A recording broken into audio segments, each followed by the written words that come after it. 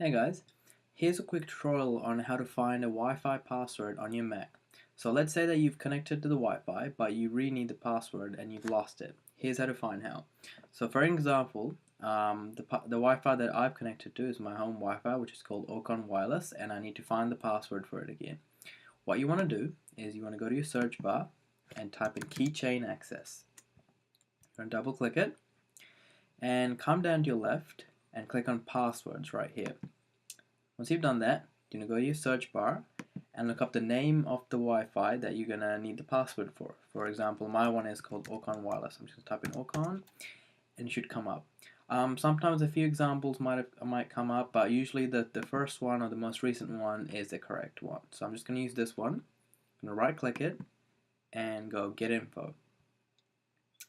Once I've done that, a window like this should pop up, and if you come down here, you see a ticking box that will say show password. So you want to click on that and it'll ask you for your Mac username and your password. So I'm just going to type in that and my password and click allow. This might ask you to type in again, but just do the same process. Click allow, and there you have it. It has given me my password for the Wi-Fi. And that's it, you guys. Hopefully you found the video useful. If you have any questions, just leave it in the comment section below. Like and subscribe, and I'll see you guys next time.